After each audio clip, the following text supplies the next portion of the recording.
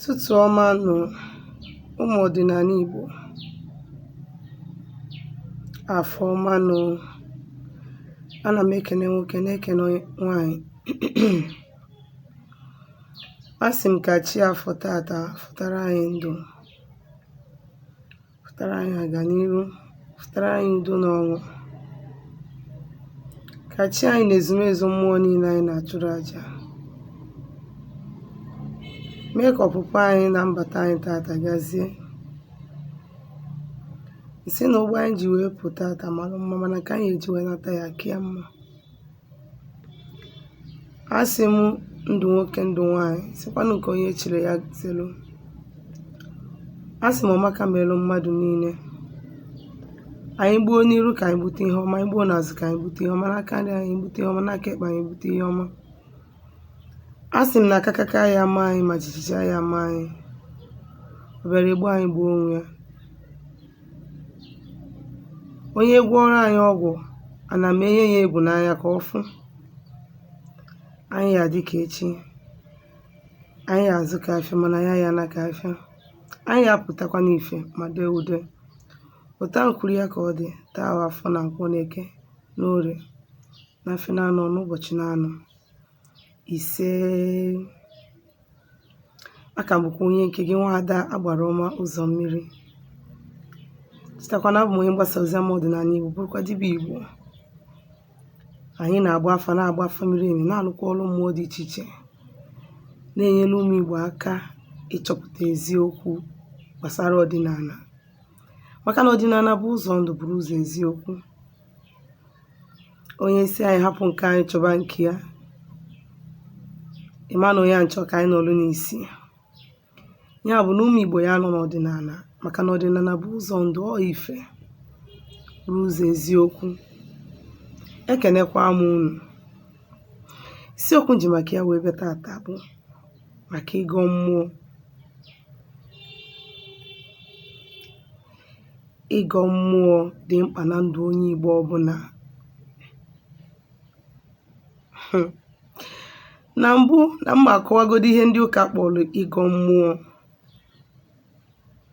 Kọwaa ihe ndị ụka kpọrọ mmụọ before mbanyebe deep n'ihe nji maka ya wee bịa. Ị na-anya, ọ bụrụ na ị gara Katọlik, mgbe a na-eme ihe ndị catechismal classes ka ọ gịnị ka a na-akpọ ya, asị gị kọwaa ihe bụ Chukwu, gịnị bụ onye bụ Chukwu. Asị na Chukwu bụ mmụọ ọkasị akasị, onye jiri aka ya dịrị n'onwe ya, na-enweghị isi mbido ma ya enweghị isi njedebe, bịa bụrụazị onye okike, osebụlụ ụwa nke ife niile. Ndị Katọlik ya ama na azatalụ ya. Then ha wee jụọ sị gịnị bụ mmụọ. Asị na mmụọ bụ ihe dị ndụ, na-enwe ha ahụ, anaghị afụ anya ma ọ nụ onu ya ma ọ metụ ya aka.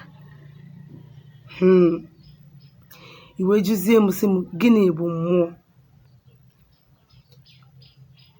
M wee sị gị na mmụọ bụ ihe dịkwanụ ndụ, a na-afụ anya, a na-anụ onu ya. Onye bụ nkọwa nke m gbasara mmụọ. Maka na ha sị gị anaghị afụ ya anya, ada anụ onu ya, ka ị wee na-believe in illusion. Mana mmụọ ndị nke m na ha so, mụnwa na-afụ ha, mụnwa na-anụ onu ha. Ha na-ezi m ozi, ana m afụ ha na-anụ onu ha. Mana amarọ m ka mmụọ nke ha si bịazie ada afụ ha, ada anụ onu ha. Mana emechasị gị na Holy Spirit siri ya. Ofu onye nwasị gị na anaghị afụ ha ma ọ nụ onu ha, ka ezi ebe Holy Spirit si wee si ya. Ngwa bịazienụ. Isiokwu bụ isiokwu nji maka ya wee bịa bụ maka ịgọ mmụọ. Mkpa ọ dị na onye ọbụla bụ onye Igbo ga na-agọ mmụọ, na-agọsi mmụọ ike. Kedu ihe bụ mmụọ n'ọdịnala? mmụọ bụ Chukwu bụ mmụọ n'ezie n'ezie.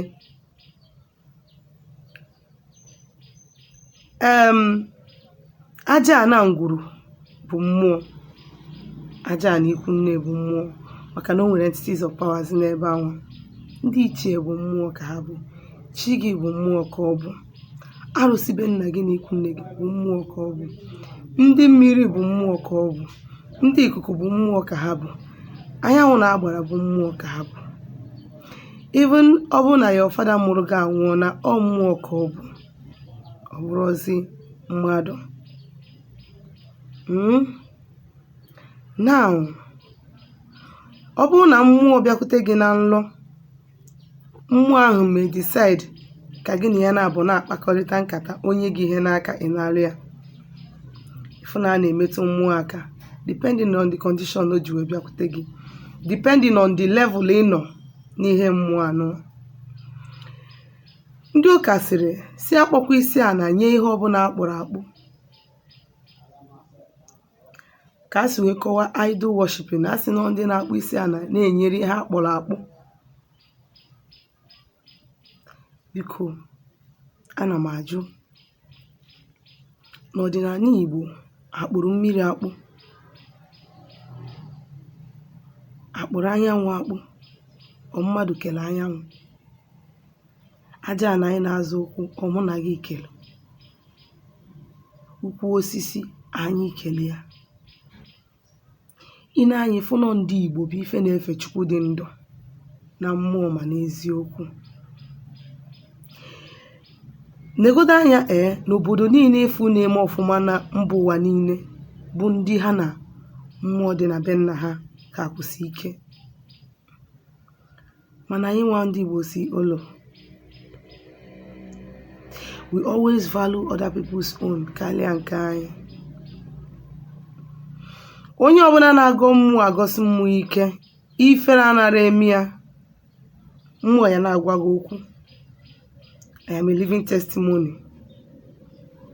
Ihe anọgide mmụọ asị gị si ebe a ịnọ pụọ je ebe ọzọ. Ọ ya dị gị ka fim. Ọ bụrụ na ị dịrọ spiritually connected, onwe ike mgbe na meseji ya abịa, ị neglect ya and ị neglect cha ifu ihe ya na ya so. Anyị wanna worship the real God, the Almighty, the creator of the whole universe. Chukwu okike abịama, onye kere mmadụ, kee aja ana, kee mmiri, kee osisi, kee ihe niile dị n'ụwa. Anyị wana efi ya. Ihe nji ekwu ihe a maka ndị na-abịa na-asị m is feeding my chi, not an idol worshiping. Is feeding my ndị ishe, not. Who is an idol and what is an idol?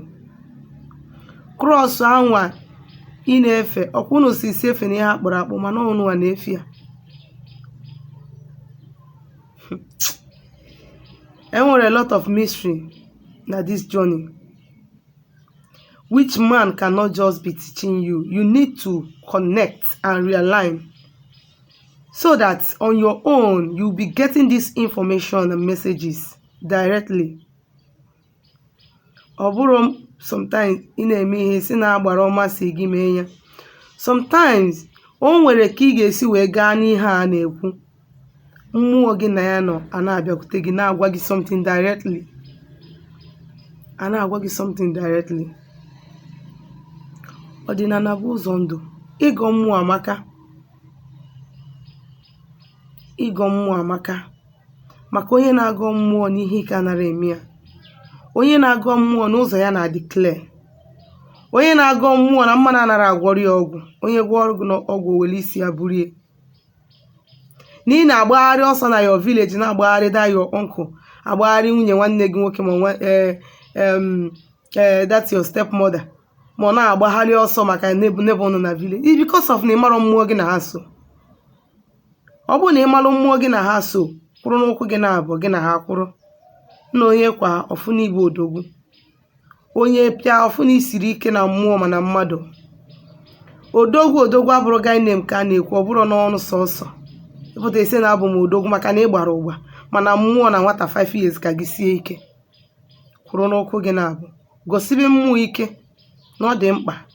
Chụkwa mmụọ nọ n'ụzọ gị na ọ dị very very important. Mmadụ aya akwa nwụ ga-ada o. Ana m ekwu okwu mmadụ ịgwọ ọgwụ, ihe na-ekwu okwu bụ mmadụ ị na-agọ mmụọ na-agọsi mmụọ ike.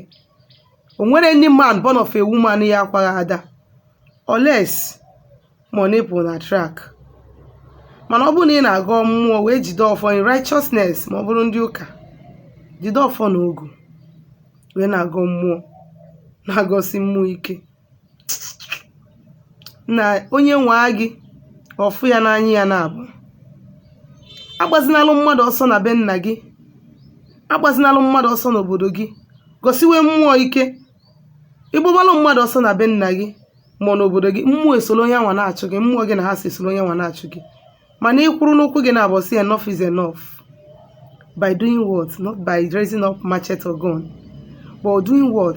By ime the right thing nọ n'ụzọ gị, ịchụkwa mmụọ dị n'ụzọ gị, gị na your ancestors adịrị na mma, gị na alụsị so gị.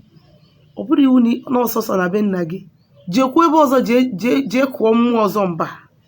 Gaa n'obodo ọzọ, gaa kụọ mmụọ mba, kwukwusie gị ike n'ala.